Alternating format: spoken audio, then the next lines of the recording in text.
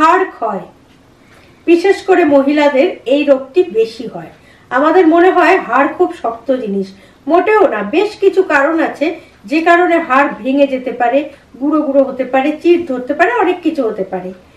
তো এই হাড় ক্ষয়ের রোগের মধ্যে অন্যতম আমরা জানি অস্টিওপোরোসিস, যেটা হলে ধীরে ধীরে হাড়টা ক্ষয় হতে থাকে।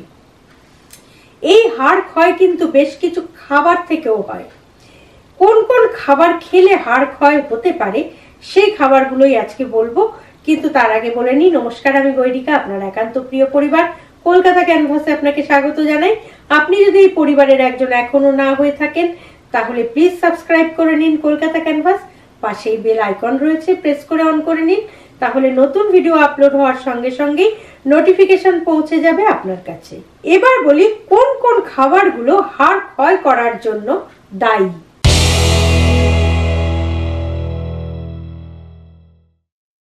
প্রথমেই যেটা বলবো সেটা হচ্ছে লবণাক্ত খাবার বা লবণযুক্ত খাবার যেগুলো আমরা খাই, বিশেষ করে ফাস্ট ফুড, চিপস, এই ধরনের যে খাবার। আবার অনেকে কিন্তু ভাতের সঙ্গে এক্সট্রা নুন খান, কাঁচা নুন খান, সেইটা কিন্তু হাড় ক্ষয়ের প্রধান কারণ।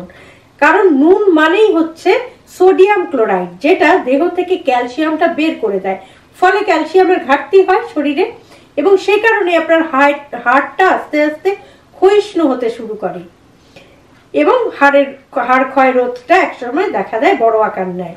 সেই জন্যই যদি হাড়কে ঠিক রাখতে চান, দুর্বল করতে না চান, তাহলে কিন্তু অতিরিক্ত নুন খাওয়া চলবে না। এইটা মানে যাদের এই অভ্যেসটা আছে তাদেরকেও বলছি যে এক্সট্রা নুন নিয়ে থালায় বসবেন ভাত খেতে, এটা করবেন না। কিংবা চিপস বা এই ধরনের ফাস্টফুড যে খাবারগুলো আছে একটু কম খাওয়ার চেষ্টা করবেন।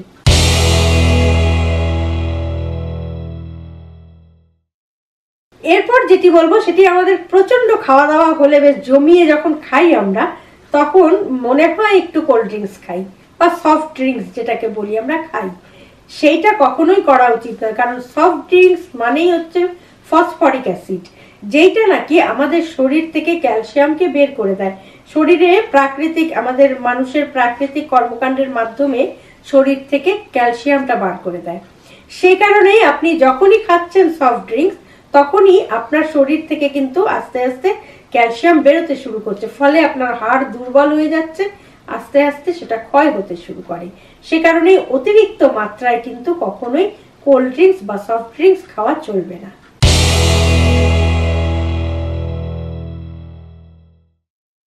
সকালবেলা ঘুম থেকে উঠে কি খান? নিশ্চয়ই চা।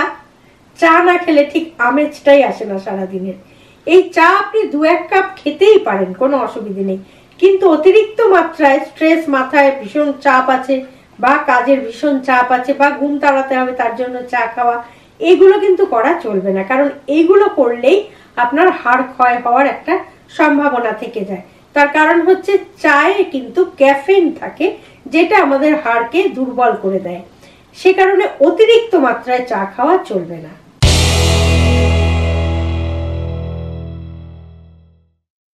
অনেকেই আছেন মানে প্রত্যেক দিন তার একটু করে মাংস খেতেই হবে, মাংস না খেলে হয় না। এই মাংস খাওয়াটা কিন্তু হাড় ক্ষয়ের একটা কারণ, অতিরিক্ত মাত্রায় রেগুলার খেলে। তার কারণ হচ্ছে প্রচুর পরিমাণে প্রোটিন ঢুকছে, যেটা ক্যালসিয়ামকে কাজ করতে দেয় না, ফলে হাড়ে ক্যালসিয়ামের ঘাটতি দেখা দেয়। সে কারণে আস্তে আস্তে হাড়টা ক্ষয় হয়। সুতরাং আজকের ভিডিও থেকে জানা গেল যে এই 4টি খাবার কোনোভাবেই কিন্তু অতিরিক্ত মাত্রায় খাওয়া যাবে না, তাহলেই আপনার হাড় ক্ষয়টা অবশ্যই হবে, এটা বলাই যায়। এছাড়াও অনেক কারণ থাকে, কিন্তু এই খাদ্য তালিকা হিসেবে বলতে পারি যে এই 4টি খাবার কোনোভাবেই অতিরিক্ত মাত্রায় খাওয়া যাবে না। যদি খান তাহলেই কিন্তু হাড়ের সমস্যা হবে, আর যদি না খান তাহলে আশা করা যায় হাড়ের কোনো দুর্বলতা হবে না, কারণ ক্যালসিয়ামের ঘাটতিগুলো কিন্তু হয় এই খাদ্যগুলো থেকেই। আজকের ভিডিওটি যদি ভালো লাগে লাইক করবেন, প্রচুর পরিমাণে শেয়ার করুন, কারণ আমরা প্রত্যেকেই এই ধরনের খাবার খাই, অজান্তেই কিন্তু আমাদের প্রত্যেকের হাড় আমরা নিজেরাই দুর্বল করে ফেলছি। সে কারণে প্রচুর পরিমাণে শেয়ার করুন, আর কমেন্ট বক্সে অবশ্যই কমেন্ট দিন। আর আপনি যদি এই পরিবারের একজন এখনো না হয়ে থাকেন, তাহলে এই জটিল সমস্যার সহজ সমাধান পেতে প্লিজ সাবস্ক্রাইব করুন কলকাতা ক্যানভাস। পাশেই বেল আইকন রয়েছে, প্রেস করে অন করে নিন, তাহলে নতুন ভিডিও আপলোড হওয়ার সঙ্গে সঙ্গেই নোটিফিকেশন পৌঁছে যাবে আপনার কাছে।